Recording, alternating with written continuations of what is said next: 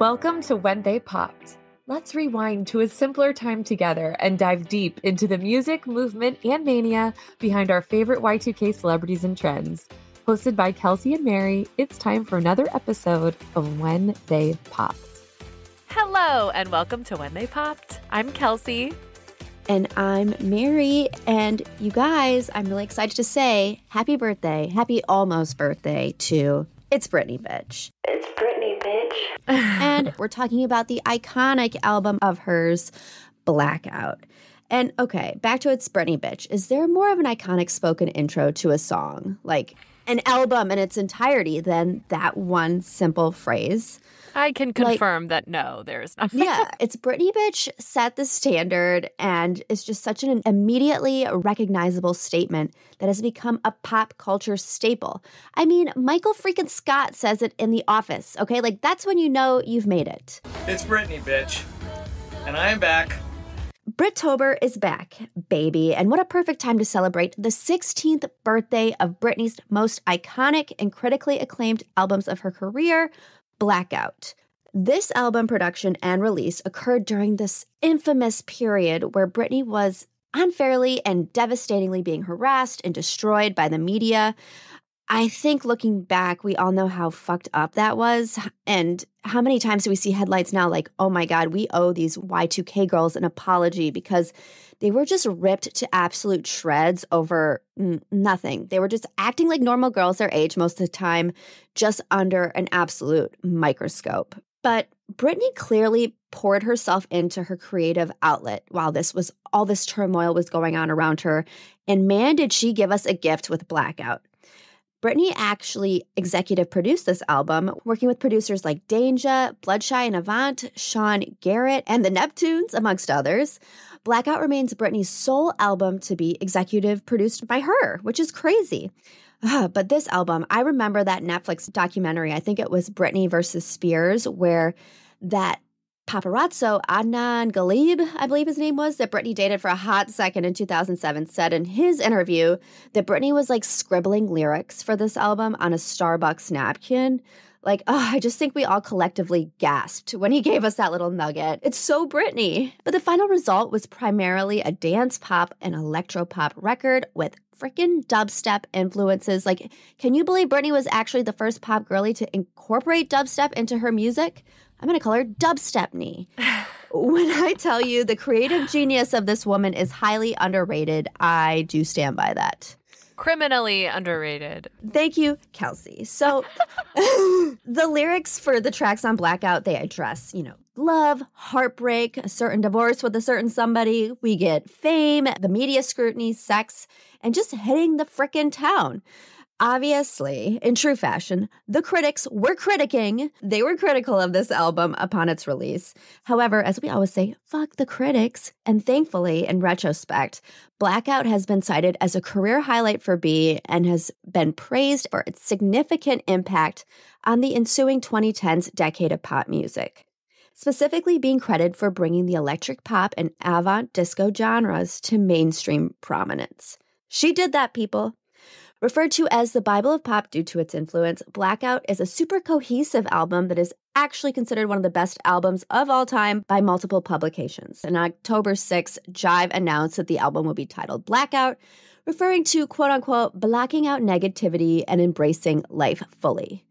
Its album cover and booklet images were photographed by Ellen von Unwerth, and it featured Britney with that long black hair, her pink dress, and that white fedora. There's some very controversial centerfold photographs for Blackout where we see Britney and a priest posing suggestively inside a confessional.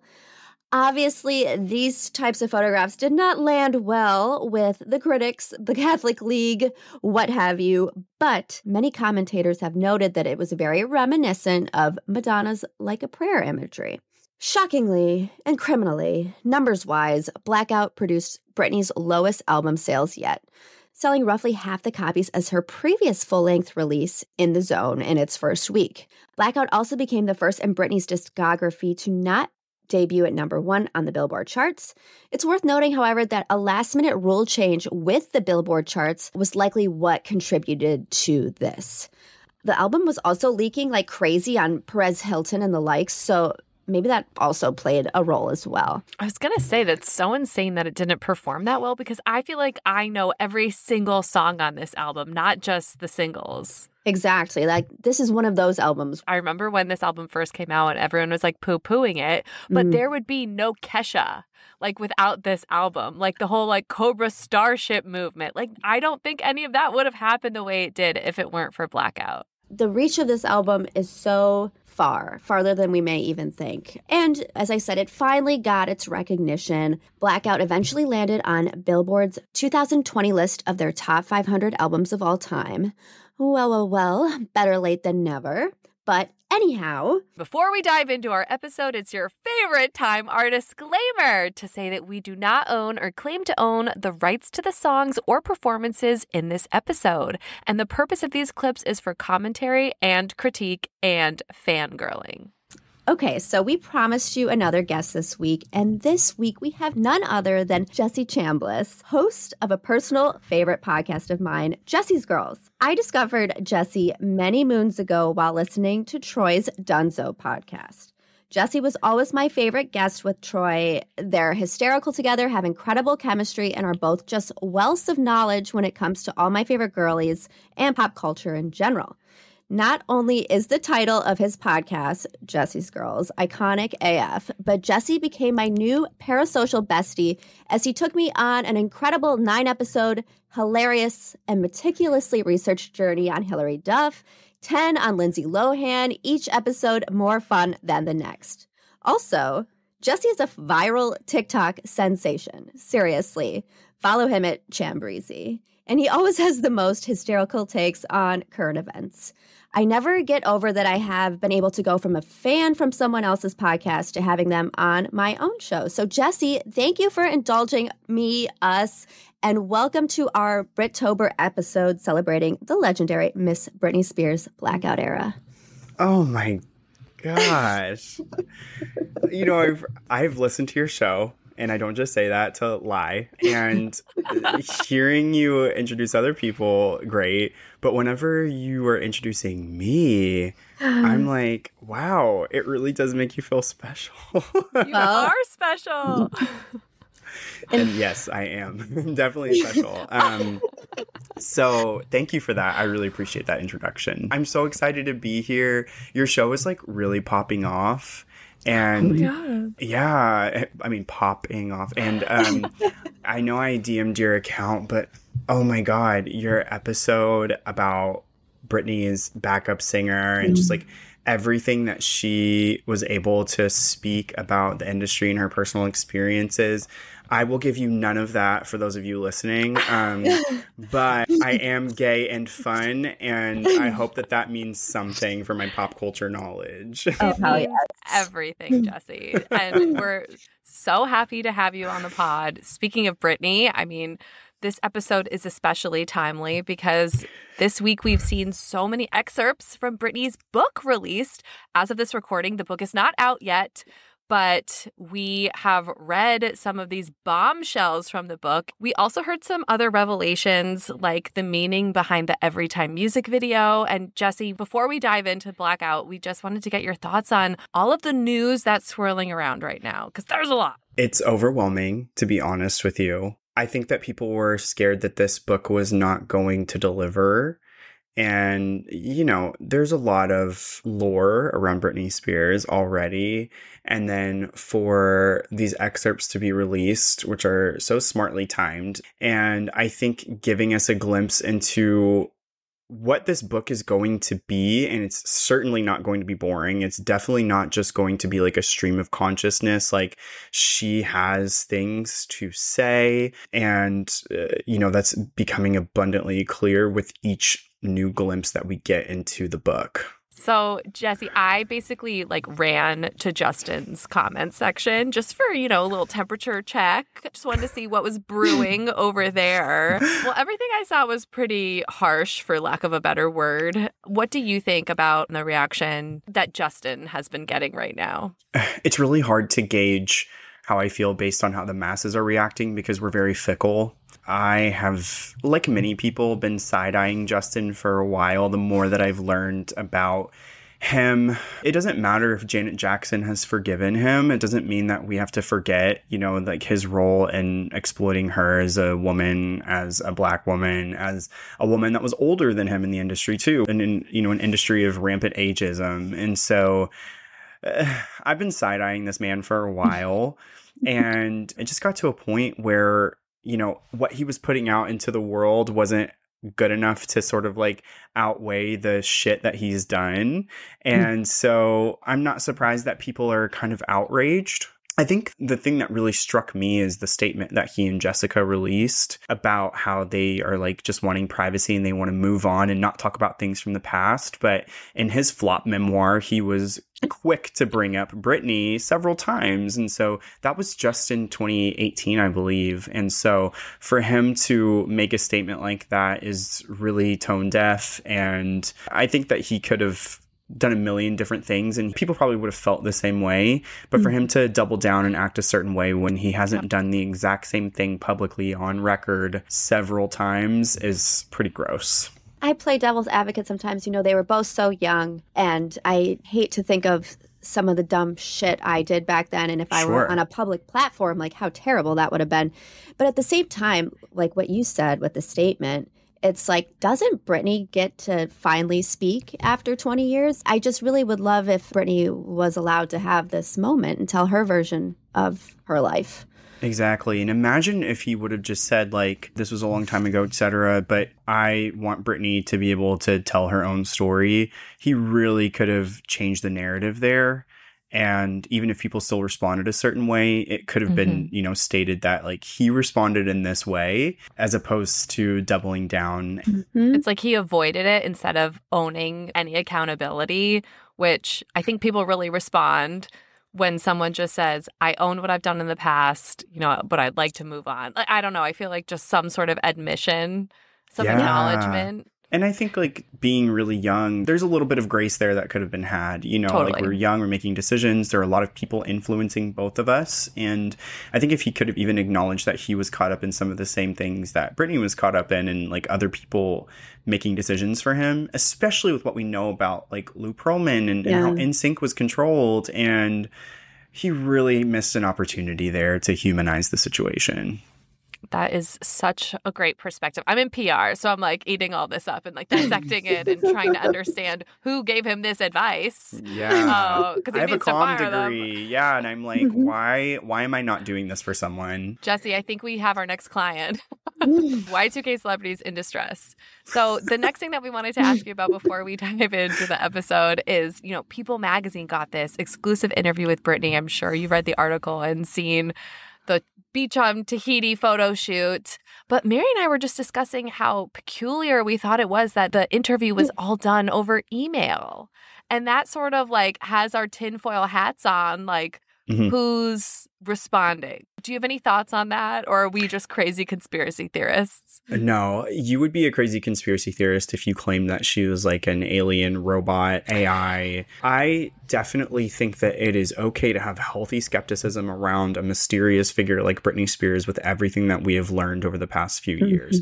I don't think there's anything wrong with that. I think whenever you try to have like a savior complex and you're a true crime person who really wants to break the news and be the podcast that solves a mystery that's been, dark for 30 years or whatever, sick. That's not what you're doing, okay?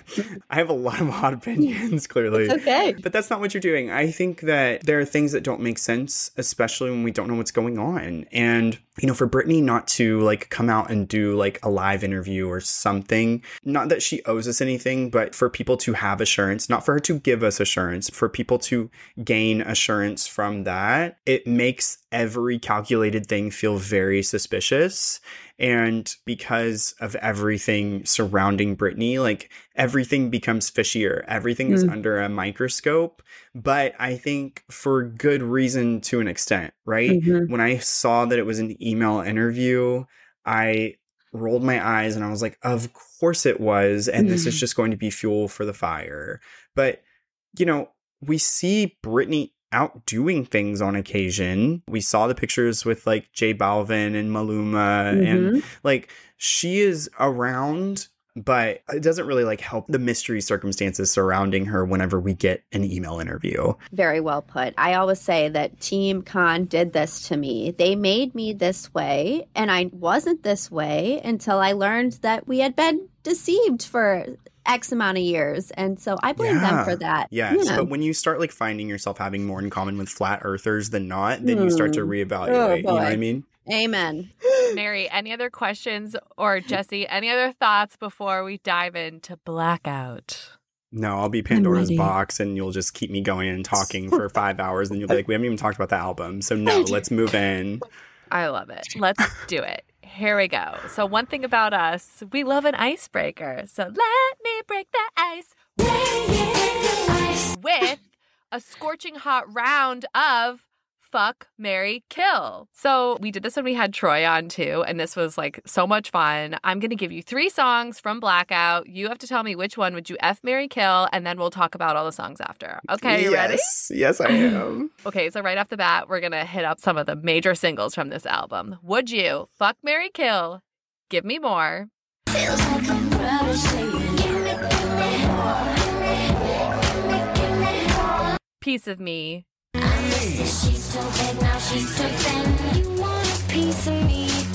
or Radar.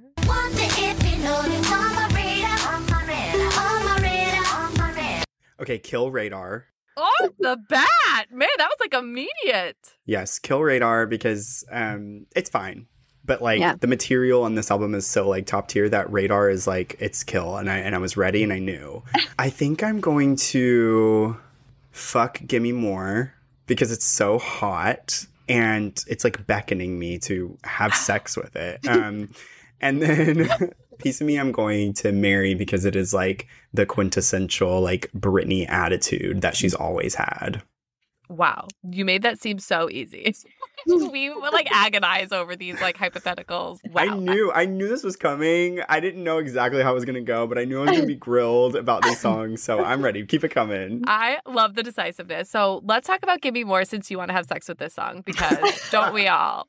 So obviously this one was a huge hit for Britney. It peaked at number 3 on the Billboard Hot 100. It was her highest peaking single since Baby One More Time in 1998, which Criminal. Yes. Another Britney song, yes. It reached the top 10 in 16 countries. Did you know she was pregnant when she recorded this song, Jesse?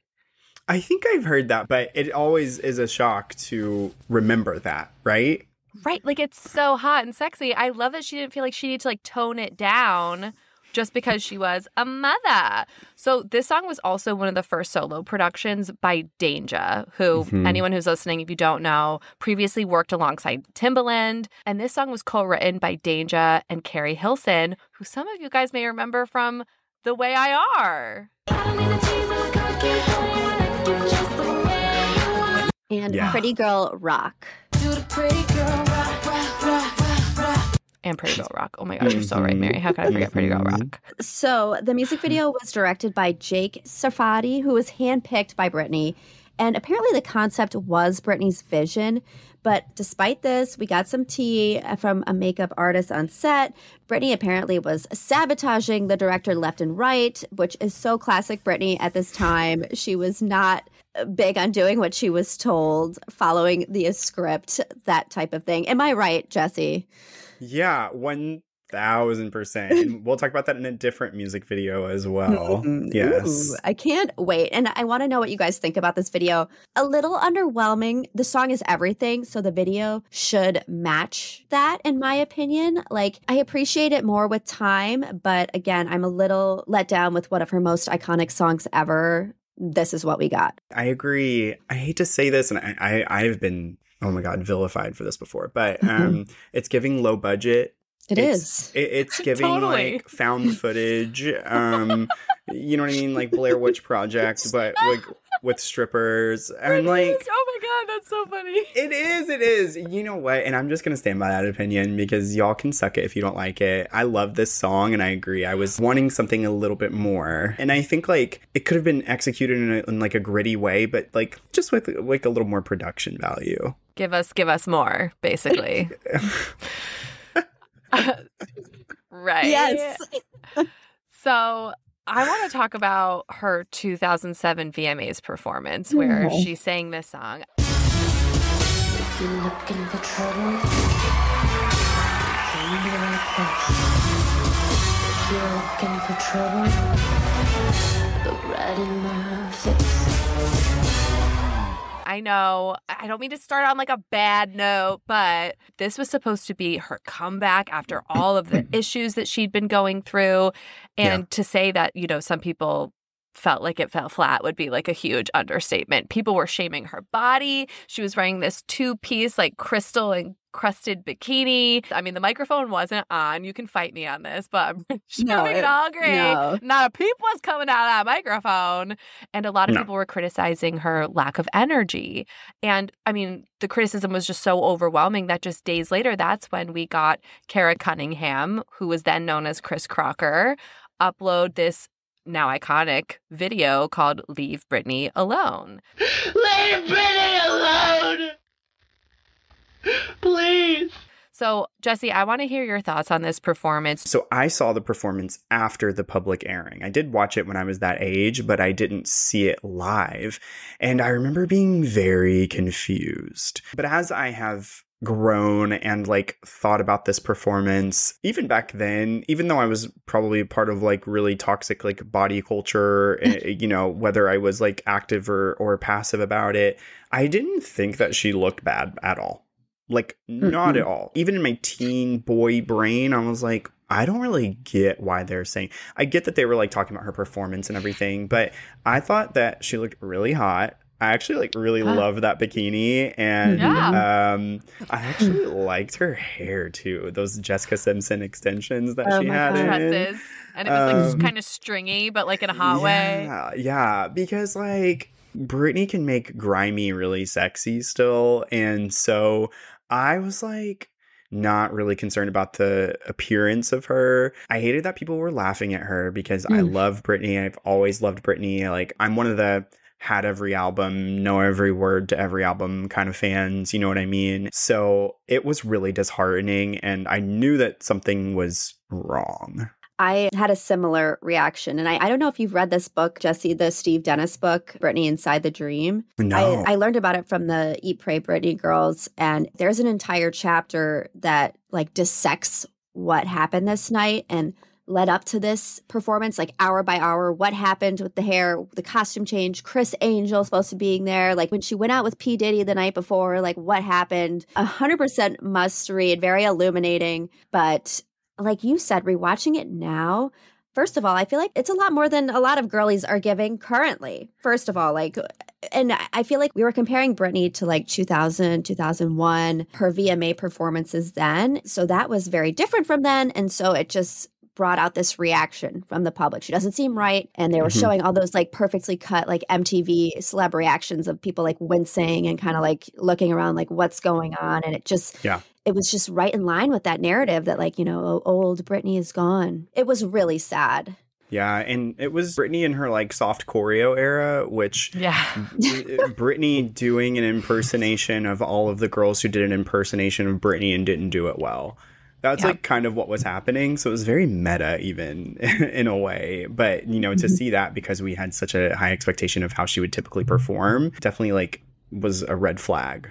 But still, like you said, it was giving a little bit more than like Dua Lipa at the beginning of her career. You know what I mean? He said He said it's true. She was doing a little corkscrew. I mean, my TikTok was very much in the beginning about this like soft choreo notion. So I think about that a lot. And yes, I will claim that I'm the first person to use that term in that way. So it's definitely soft choreo Britney, which we don't love to see. We're used to more and her throwing herself into every performance, but it is what it is. Okay, can we move on to your Mary, your piece of me, your lover for your life? Spouse.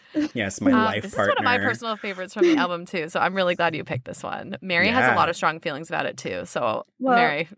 Of course. I mean, no wonder Taylor Swift quotes this song, Another Day, Another Drama. Another day, another drama. And look what you made me do. Another day, another drama. And how about that line, like, with a kid on my arm, I'm still an exceptional earner. And with a kid on my arm, I'm still an exception, ain't I? Like, yes, you are, bitch. Know your worth. Period. I love period. The end. Like, Piece of Me remains like this template for every pop girl who decides it's time to wreak her evil vengeance on a world that made the fatal mistake of pissing her off. And this song was written by Bloodshy and Avant.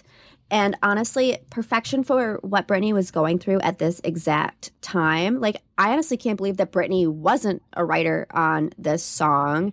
And I read an article where Bloodshy and Avant, they're a production duo composed of two Swedes, Christian Carlson and Pontius Weinberg. And maybe it makes sense that why we get a hit of that Max Martin Swedish sound on this album. It's because the Swedes have their hands all over it. But they wrote this song based on an experience that they had when they witnessed Britney trying to meet them in the studio. And she literally was getting mobbed left and right and couldn't like get from point A to point B. And so I guess it makes sense how they were able to capture what she was going through so accurately. Yeah. Jesse, what do you love about this song? What made you want to marry it?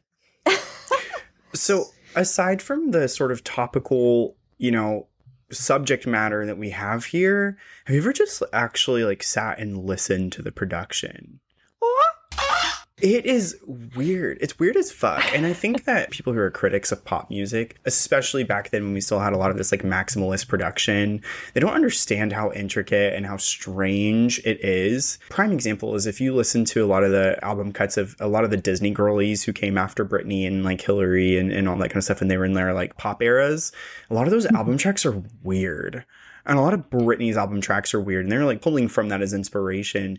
And I just love how strange and hypnotic that the production sounds in this song. It makes me uncomfortable, actually, if you like listen to the stems of it and hear the individual noises, because I'm like, how did they generate that noise? Yeah. Really? Did they have someone come in and go, literally, I think that's what they did. But like, that makes it incredible, because I'm like, you know what? They found those noises somehow. I don't want to know how, but they did. Do you want to know what's weird, Jesse? I read that Robin, like the Robin, sang backup vocals on this song. So like I'm imagining her like making weird noises. Yeah, she did. And thank you for reminding me about that, because I always like to point out that without Robin, we wouldn't have Britney. Robin was Max Martin's like muse, and her teen pop album in the mid 90s, she was poised to be this like Swedish like US transplant and give us like pop star teen pop. And then she had her one album and like a lot of success, frankly. And then she was like, no, thank you. And they needed that formula to work again. And then Britney like obviously took it to the next level. So it was such a full circle moment for Robin to be a part of this album in some sort of way. I love that it's Weird Knee. That's what I had in my notes. This is Weird Knee at its core, but it works. It's still like mainstream, which is what's kind of like incredible about it. Yeah, and this album did a lot of that too. They pulled from trends that were so underground, and America doesn't like value and love dance music like the rest of the world does. And so for this to like have a popular mainstream moment and really like usher in a whole era of dance pop that would come afterwards, I thought that was really cool. Oh, as Britney would say. Really cool. Really cool. Really cool. Let's talk about the music video. This is a Wayne Isham music video. We love Wayne on the pod. And obviously it's heavily inspired by the lyrics of the song, which is all about Britney's experience being antagonized, dragged by the toxic media. We see Britney and her friends dressing in costume, those cute little bob wigs, trying to go have fun in the club, undercover and undiscovered. So I remember hearing somewhere that really iconic bathroom choreography that Britney like did that herself, like right before they filmed or something. I also remember seeing rumors that her head was superimposed on another dancer's body, like jib jab style. There's like a whole deep Reddit thread on this. But it's like anything she tried to do during this period was just so scrutinized that if she looked bad, she was too fat. If she looked too good, people accused her of superimposing her head on someone else's body. Like there's nothing she could do right. But what's cool about this video is it won her first MTV VMA for Best Pop Video, Female Video, and Video of the Year. So like, hello, it was obviously a success. It got people talking. Jesse, I want to hear all your takes. First of all, fuck MTV. For this to be her first I know. Criminal. It's the illegal. VMAs were, I mean, Britney was the VMAs, you know, like they were such a symbiotic thing because she gave us some of the best, not only just VMA performances and moments, some of the best live performance moments in history. She like broke the internet before the internet, you know what I mean? And for that to be her first VMA is like pretty gross because it's just like shows how, you know, exploitative that the industry is and how much MTV relied on Britney. But this might be an unpopular opinion, but I actually really liked the music video. I really liked how in the bathroom scenes, whenever they were dancing, it wasn't fully choreographed and maybe it seemed like they weren't all together, but they were really trying to emulate what it's like to be in the club with your friends and maybe you're a little drunk and maybe you're a little sloppy and you're having a good time and you're not super concerned about, you know, looking your best in the moment. You're just having fun. And that kind of felt like the vibe that they were going for. And so it actually felt a little more authentic to me, to be honest with you. I loved it. I loved that her hair was in a bun. Like, I'm the girl that's always going to put my hair up in a bun. Like, I when love it's a not bun. supposed to. Yes. And, like, I read that Wayne was like, put it down. Like, they were, like, fighting her to put her hair down. And do you know that one rogue girl in that scene that does not know do you know the girl I'm talking about that doesn't know the choreo at all? And she's like, 2 beats behind everyone else. But like that goes to kind of the magic of it. It's like, you know, I love it too. I really love this music video. Oh, wait, we didn't talk about Radar yet. Your kill. Oh my God, I'm so dumb. Jesse, you wanted to kill Radar. So I'm like, well, yeah, let's fucking kill Radar. Okay. Literally. We still have to talk about it though, because I personally think I get the tingle, I want to mingle is like the best lyric of all time. Like, I know you want to kill it, but I just feel like we have to acknowledge that place in pop history. I get the tingle, I wanna mingle, that's what I want. What's also interesting about this song is they started recording it the day after Britney filed for divorce from K-Fed. So like, kind of cool that she was back doing her thing. We're reminded of her work ethic during the hardest days of her life. And I read that this was going to be a single, but then it was canceled because Britney already started working on Circus, which it's also kind of a mindfuck because Radar was also on Circus. So like we got it twice. And it's kind of interesting that you want to kill a song that she literally thought was good enough to be on 2 albums. So once Radar came out on Circus, it re-entered the charts. So it did like pretty well. Because Radar came back and charted when Circus came out, it marked the first time that 5 songs from one of Britney's albums entered the chart at the same time. So we may hate the song, but it helped our girl reach a professional milestone. So for that, we're grateful. Jesse, I need to know, because I have similar feelings, but why do you want to murder Radar? I don't. Why do you want to absolutely slaughter Radar? I agree. I'm not judging, but I want to hear your take. I think for me, whenever like everything else is so good on the album, it just like isn't as good as everything else. And that's really just it. You know, like I just don't really listen to it as much as the other songs when I revisit this album, which is frequently.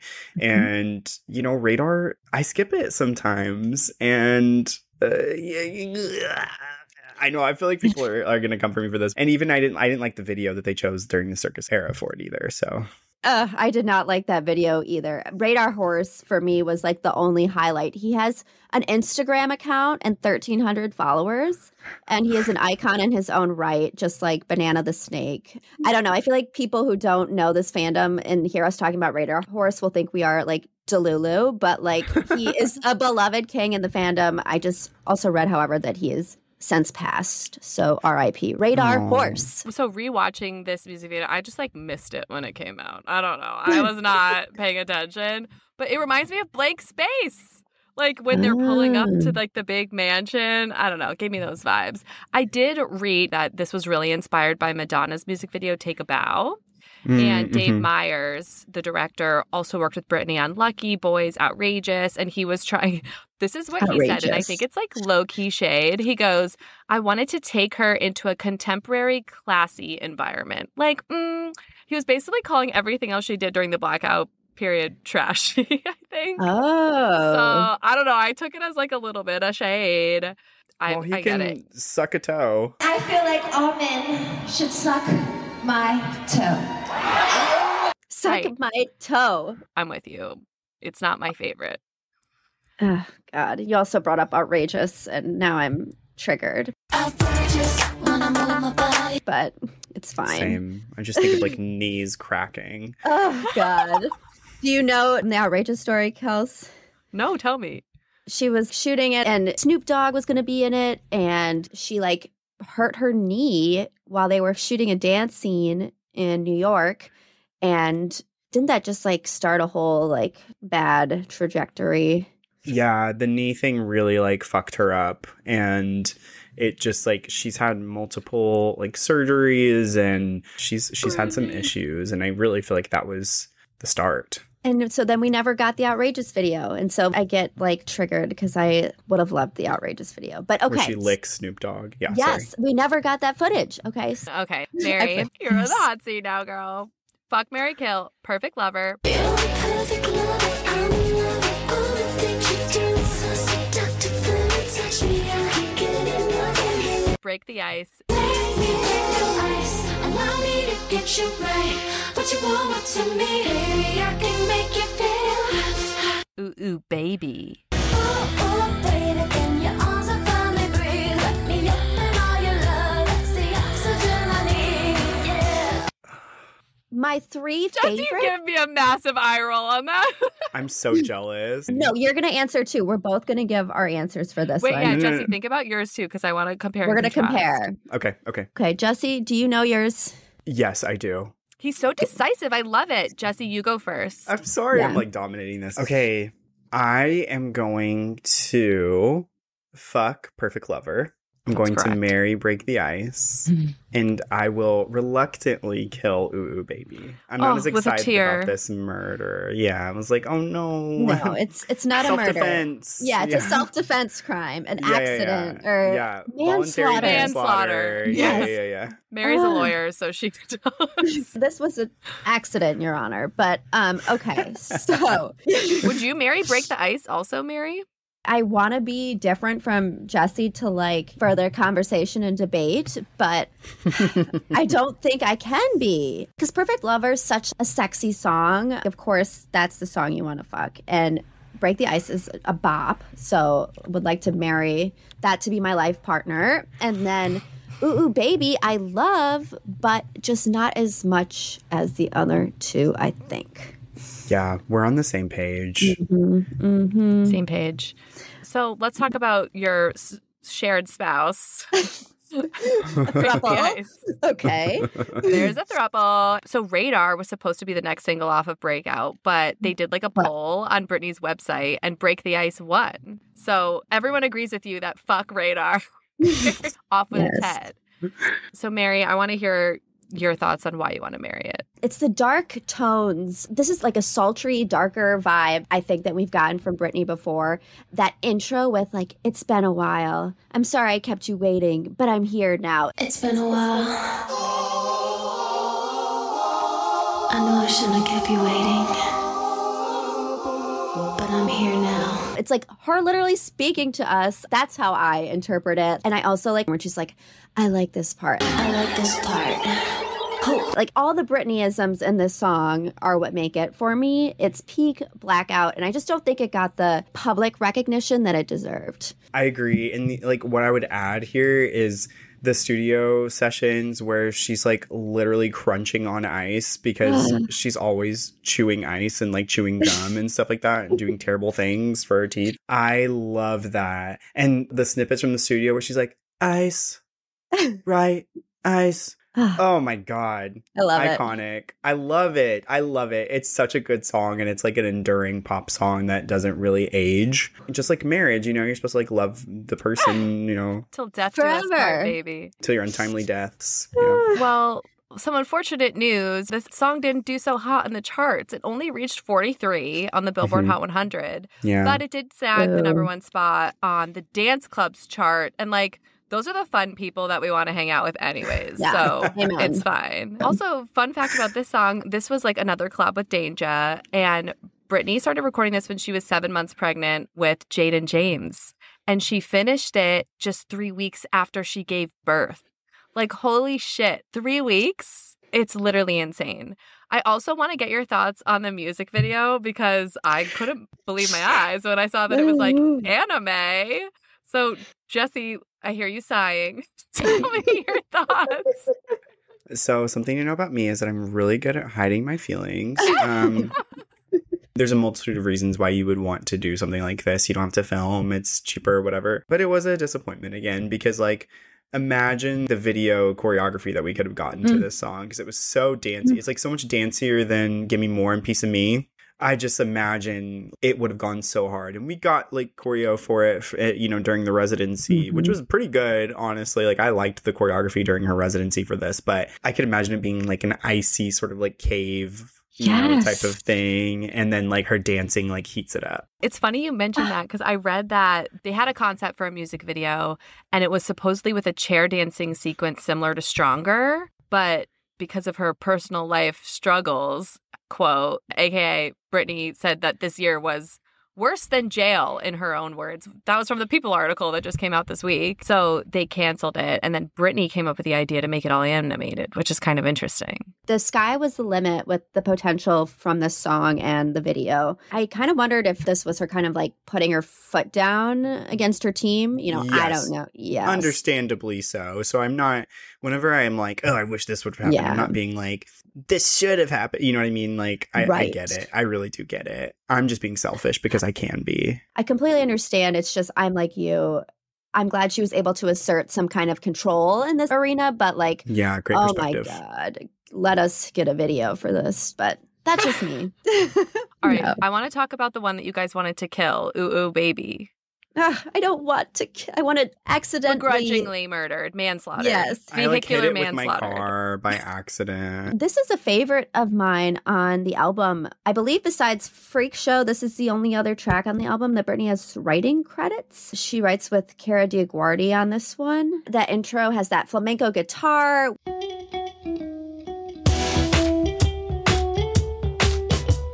We get a sample from the Turtles' Happy Together, which I never recognized until researching for this episode. Right. I don't know. I think the song is like a catchy pop song, but I feel like the tenor of this album is so gritty, and this is just a total pivot, and it kind of doesn't fit into the cohesiveness of the tracks. That's my only thought. I feel like I could hear it on Circus more. I don't know. What do you think? Yes, like 1000%. This would have fit perfectly on Circus. And I think that's just kind of what it boils down to. It just wasn't as cohesive as the other songs, but I still enjoy it as a song. Like I still think it's really fun. But yeah, it just wasn't in line with the rest. And I also just read this, that Cara gave a quote. She was inspired by the relationship between Britney and Sean Preston, like as the inspiration for the song. And she said, quote, I would look at the two of them, the way they looked at each other and the way she would hold the baby. It kind of struck me as interesting. At times it'd be about a kid, at times about a lover. So that kind of sends it into a weird orbit for me, but I'm just going to choose to not incorporate Sean Preston into this song. I can feel you on my lips. I can feel you deep inside. I can feel you on my lips. I can feel you deep inside. That's what I think about when I think about children. Like, what the hell kind of quote is that? I don't know. Yeah. Kelsey's like, I'm not touching that one. She's in PR. She's not going to say anything on the record. Okay, now I want to flip it back on you guys. Tell me why Perfect Lover is your perfect lover. Pull up to my bumper, need a jump, not a chump. Fill me up, I'm running low. I literally have that written in my notes. Like, can I be like really explicit here? Yes. Come inside me is literally what she's saying. Oh. My God. So, you know, if you like that, then you'll love this song. Whom amongst us? Doesn't love to just, yeah. No, I mean, really. Hello, that line and the way that she just delivers. She's kind of rapping.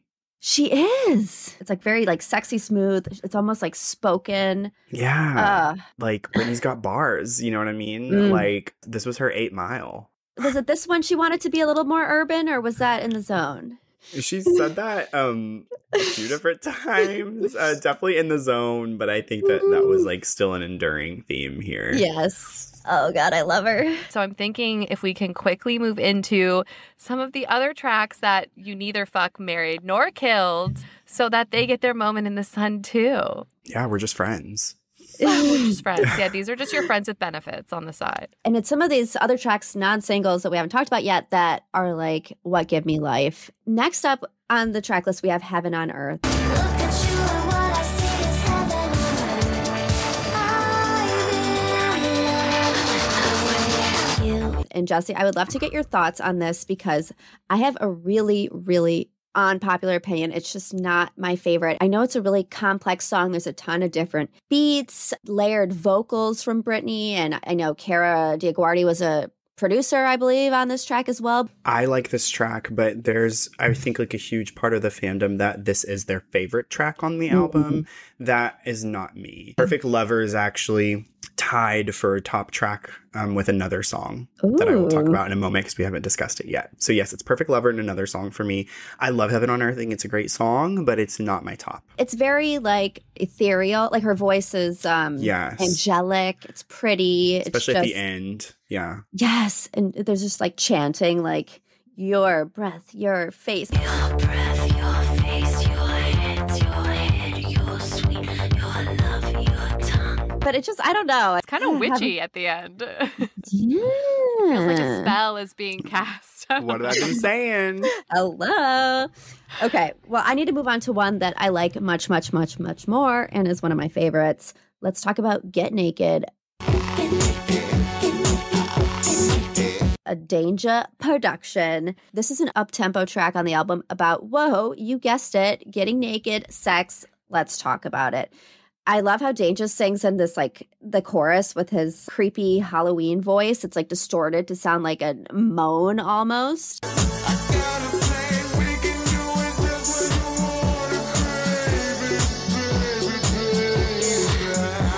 Very spooky, but I like it.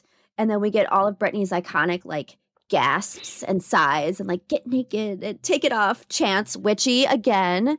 But it's, like, classic Britney contributions. Like, her breathing on the tracks are legit iconic. But, yes, just like that. But the whole tone of the song is just so unique. Nothing we've ever heard before in 2007. Yeah, I mean, we're on the same page. It is spooky. It is sexy. It is weird. I'm like taking my panties off, but I'm a little bit scared, like that the masked killer is going to come in, but like maybe he'll also give me a massage. And I'm in like a campground in the barracks and the electricity went out, but I'm horny. You know what I mean? Texas Chainsaw Massacre. Yes, but you're going to massacre me with your hot bod. I love that. Yes. So that's how I feel about this song, if that makes any sense. So It makes so much sense. I love your like deadpan humor, and I am really enjoying it tonight. Thank you so much.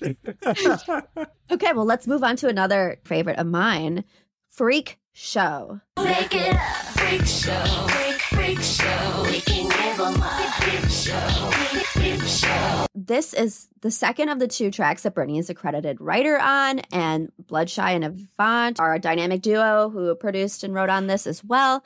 Here we are introduced to dubstep knee. Like, oh my gosh, Freak Show is built around this wobbler effect. There are these beat and tempo changes. It's ahead of its time in pop music. Obviously, Britney has some great lyrics and little like quips in this song. Notice her vocals are pitched down super low. It's just like very unique for 2007. I like when she's like, me and my girls got to get it on, grab it a couple of boys to go. Me and my girls like to get it on, grab us a couple boys to go. What's your favorite line? I like when do they say, let's turn this shit up? That Yes, part? Are they saying yes. shit? I like that little like pre-chorus part the most, I think. It's I all love it. about me and you. You know, We're that. doing the we do. Yes. Yeah. All about me and you doing how we do. I love that part of the song. I agree. I think this is another like weird. This makes me feel like I'm going into like a House of Mirrors at Yes, a a carnival. A fun house. Yeah, fun house. And there's like nefarious characters kind of running around, but I'm intrigued about what they're doing. And Yeah. so I join in. Is it an orgy? I don't know, but something's happening. We'll Yes, find I out. literally think of a clown orgy and like I'm scared. A And clorgy. everyone's like smoking and like their makeup is like slowly like melting off their face. It's like Lemony Snicket, but for adults. Yes. Oh my It's God. a series of unfortunate events. Yeah. aesthetic. You guys need to make the video for this. Oh my goodness. Okay, let's do it. Released only on OnlyFans. Yes. Only on Patreon. Okay, so this is, another spooky kind of dark vibe. Love it. Moving right along, we get another bop. Smash on the radio, bet I penned it. Yeah, smash on the radio, bet I pinned it. Pretty iconic intro there with Toy Soldier. And again, our dynamic Swedish duo, Bloodshy and Avant, they're at it again. Britney's telling us here that she's sick of these toy soldiers, aka dumbass guys, and she needs a soldier, aka a real ass man, aka anyone but K-Fed. I love how she's kind of tongue in cheek, like sick of toy soldiers. So damn glad that's over. I'm so damn glad that's over. It's the ultimate AIM away message right there. Ooh. No, you're so right. I love that. I heard in the bridge a lot. Like the way Is that she that says her? it. I think it is. Oh my You're God, now probably you're making me right. feel like a bad fan. I don't know. But I No, always thought I- it was her. I always thought it was her, and she was just like,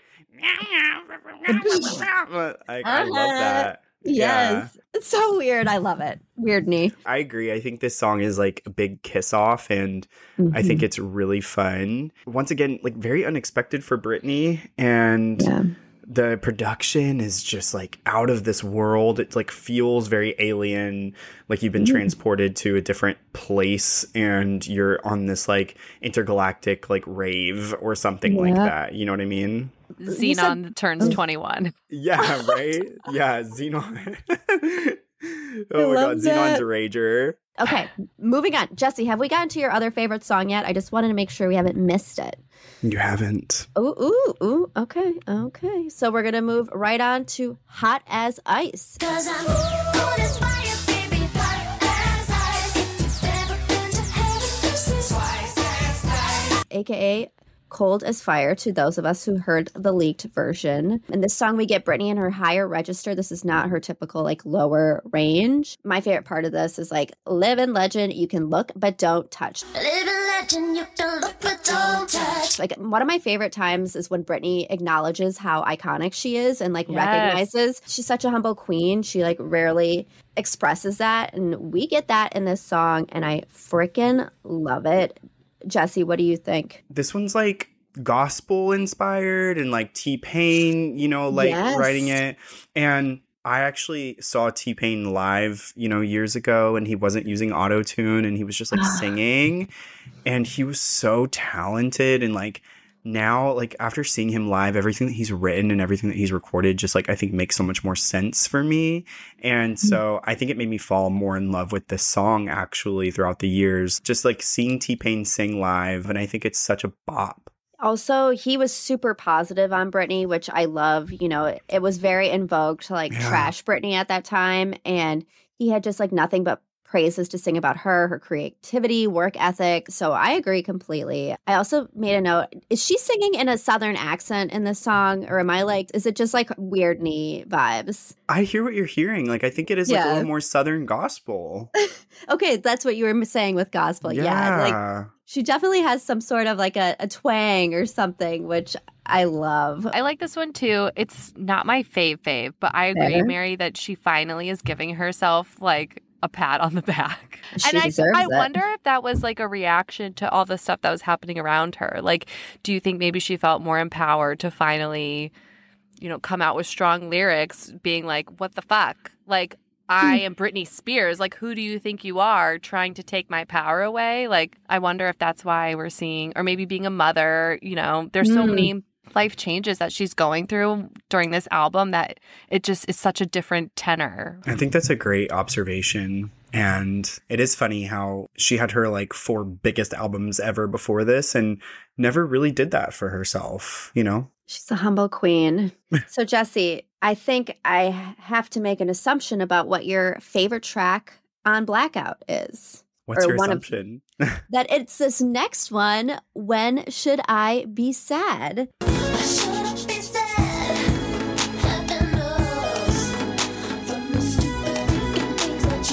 Written by Pharrell Williams and produced by the Neptunes. Am I onto something here? Yes. Why Should I Be Sad is my favorite, like one of my top two. It switches between this and Perfect Lover, but yes. And they're both like so different. But this song, I think that when Pharrell and Britney work together, it's magic. Yeah. Oh, like Boys. What else are they on together? Slave. Oh my God. Like my favorite song ever. Yeah. Even if those other two songs weren't intended for her initially, I think that he was still super excited to work with her, and their like production chemistry together is out of this world. And this song it's a little bit different. You know, it's like the closest thing to a ballad I think that we get on the album. This album didn't need a ballad, but I think to get like something really mid-tempo and like introspective and still weird and fit the vibe was brilliant, especially like with the standard track list for this to close the album. I just think it makes so much sense. I don't think that the fandom gives this like enough love because it's also really personal lyricism, even if Britney's not credited as a writer. Like, I mean, for this to be so clearly about Kevin, like, especially in the midst of everything happening with Kevin, like, it's wild to me that she didn't write this song. It just feels like she wrote this song. There's speculation that she didn't get some writing credits on this album that she deserved, and has happened to her multiple times and throughout her career. You know, we can't really prove that until we get like someone high profile to corroborate those claims. Her, maybe in the book. Please. But this is such a Britney song, and so even if she didn't write it, like, this is her song, and she really made it come to life. It's so personal, like you said. I always assumed she did write it. Like, there is a line where she talks about the secret. Yeah. Don't you worry about our angels, all the magazines trying to intervene, saying things in the gossip section. They'll get good guidance and be trained well. Yeah, don't worry. I'll keep our little secret. But I ask this question. Why should I be sad?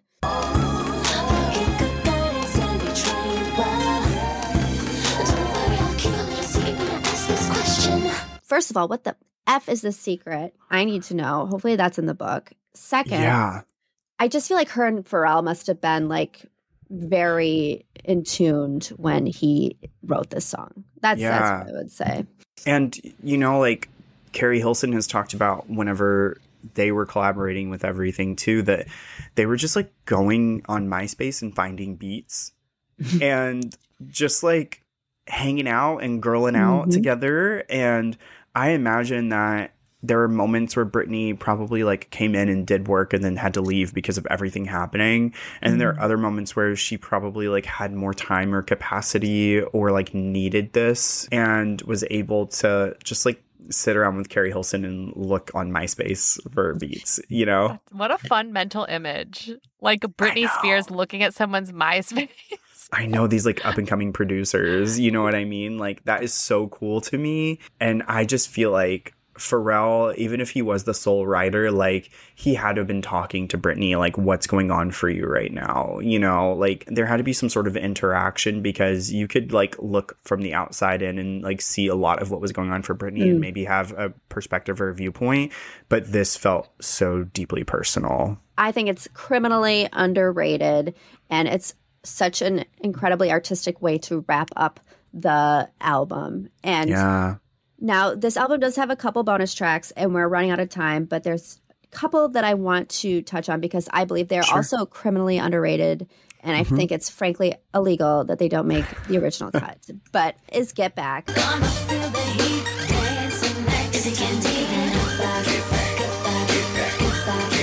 I love Get Back. It's by Danger. I love this version of Britney. It's kind of like trancy. I hate that it's a bonus track. I feel like that could have fit in right there, like maybe even in place of Ooh Ooh Baby, right into the cohesiveness of the album. I think that makes sense. Like, I could definitely see this replacing Ooh Ooh Baby. And I love Get Back too. I love this song. It's great in the gym. Yes. It's great in the gym. It's got like big production. It's very like bratty, but in a fun way. Like it has a lot of attitude. And I fully agree. I think that this is a phenomenal track. And this isn't the first time that a bonus track has outshined an album track in Britney's career. Like the Britney album's bonus tracks are Chef's Kiss, and there's a noise that she makes in one of them, and it's like oh whoa, and anyway, I love it. I think that Britney bonus tracks are He About to Lose Me, Femme Fatale. Anyway, I could go on and on. I mean, 911 is one of my favorite songs ever. She has so much that we didn't get. It's pretty remarkable. Everybody is another one. It samples the, I can't even say it, Eurythmics, Sweet Dreams. Come on, get to jumping. Everybody. We get Britney in her natural lower register. Everybody. You know, it's just like classic Britney. This one isn't my favorite. It's fine. It's good. It fits as a bonus track. What are your thoughts on this one, Jesse? Is this one you would... Scrap it. Yeah. This Get one... rid of it. We don't need it. It's fine, but it's just not doing it for me. To wrap this up for a bonus track, I want to mention Out of This World, because more people need to know about this song and how freaking incredible and beautiful it is. 'Cause you love is out of this world. How you bring me down to earth. It's another Danger production. That kind of surprised me a little bit. And God, I would just love to pick his brain. I'm sure he has so many stories, but this is one of my favorite Britney songs of all time. I can't listen to it anywhere except YouTube. Like, her voice is beautiful. Give me your hot take on this song. Love it. And I think that a lot of fans love this song too. Good. And I agree. And I think because this one isn't as available, I don't listen to it as much as I should. Mm-hmm. And I think I'm going to now. Oh my God. I've inspired you. It's such a good song. Everybody, if stream Blackout and listen to Out of This World, you can YouTube it. That is the only way to get it, unless you're in Japan. Bring burning CDs back. Wait, Mary, I'm going to Japan. Should I find it for you? Yes. Get me a Britney Blackout CD with the Japanese bonus Jesse, tracks. do you want one too? Yeah. I'm Yeah, going I to do. Tokyo next month. Oh my God, that's incredible. Yes, Good please. for you. I'm Also, literally take me adding with it you. to my list of things to buy. Blackout. Do you even have a CD player? I will get one. I'll figure it out. We will get That's one. what I miss about burning CDs. Like, you could download like a shoddy version of something and then listen to it whenever you wanted. I'm with you on the obscure YouTube songs. It's just not the same. Hey, Kelsey, I have one quick journey side quest for you whenever you go to Japan. Yes. Can you ask the citizens of Japan what they think about Gwen Stefani and the Harajuku Girls? And also Avril Lavigne's Forgotten Hello Kitty music video? I need you to just ask them about that. God, Avril Lavigne's Hello Kitty phase. So I will. Absolutely. I will Thank do you a so poll. much. Poll them. I'll bring my mini microphone. Bring the mini and mic. I will stop everyone on the street. They'll think I'm the rudest person ever. I've heard that the Japanese culture is a very polite society. Yes. Like, sir, I know that you are going to work or to provide for your family, but can you actually talk to me about Gwen Stefani? Yes. That was wild. Like, how did we just like accept that? I don't know. Those were wild days. Different wild times, for Wild sure. times. But I'm serious. I will like try to find like a record store or something and find it for you guys. I think that would be funny. I would love Japanese. I'm so touched. Yes. Thank you. Okay. you. Well, Jesse, we've taken up so much of your time. No, not at all. so Not at all. This is so grateful. much fun, y'all. I'm telling you, I can talk forever and ever, and that's your polite Japanese way of saying like you can talk for so long. Jesse. No. We get it. We love it. We could talk to you all night long. We're just so grateful to have some of your time to chat through this amazing album and this amazing anniversary. Thank you so much for coming on. Please No, come thank back. you. We want you to come back. The pleasure was mine, and thank you for dealing with all of the weird things that happened during our recording that you will edit out, but they will not hear. But just know that they are saints for dealing with me having to plug my computer in and my internet going out. I'm sweating. Thank you so much. And I know. This was so much fun. You're at Chambriz, Chambreezy everywhere? Z-E-Y, yes. Mhm. Z-E-Y. Spell that for me one more time. A 12-year-old had taken like the way that you would spell breezy years ago whenever I started my social media. And so it's CHAM as in man, B as in boy, REEZEY. Follow him on TikTok. I get my daily dose of information and giggles on there. So he is so much fun, Jesse. As a listener of your pod, it's amazing to have you on. And thank you again. Much love. Jesse. Bye. Bye. Bye. Okay. Wow. That was so much fun. How amazing is Jesse? I could talk to him all night. I'm literally sweating in the closet because he's so funny. I feel like he had such thoughtful perspective on everything. And I loved watching your guys' chemistry together too, because obviously you guys know everything about Britney. I feel like I learned so much. Oh my God. I just felt like I was with a person who got me. And thank you for listening to us kind of ramble for however long this episode is going to be. No, I loved every second of it. We want Jesse to come back on the pod. Yes. Because he's a delight. Yes. Speaking of delights, we promised if you guys write us kind reviews on Apple Podcasts, we will read them on our episode. So this week we got an incredible one from GR Bush 82. It says, "This podcast is so refreshing and great to listen to. The thoughtfulness and information that each episode gives is outstanding. It really transports you back into the time with stories and movies and some great music. I look forward to listening every single week." Oh my goodness. I'm going to screenshot this and send it to my mom because that was a really nice freaking review. Thank you so much. It keeps us going. It's really hard to come out with a new episode every single week. And Mary, our editing queen, puts in hours and hours and hours every single week. So it means so much to hear that positive reinforcement. Thank you. We love when you guys DM us at When They Popped Pod. Make sure you're following us there because we are going to have an emergency episode dropping later this week. I think we said Tuesday night. We're going to drop it Tuesday night. We're getting Britney's book a day early, The Woman in Me. And so I am going to take a day of PTO to frickin' read this book cover to cover, answer any questions you might have, also fire off some hot revelations we might get. With what we got this week, we know that we are just skimming the surface. The tea is flowing. So look forward to an unedited, raw episode, I think Tuesday night or Wednesday morning. So you can know all the goss before everybody else. So if you have any questions that you want Mary to answer on this episode, DM us at When They Popped Pod. We'll get them all answered in this emergency episode. So send them our way. Thanks for listening. Bye. Bye. The legendary Miss Britney Spears. And the unstoppable danger. You're gonna have to remove me, cause I ain't going nowhere.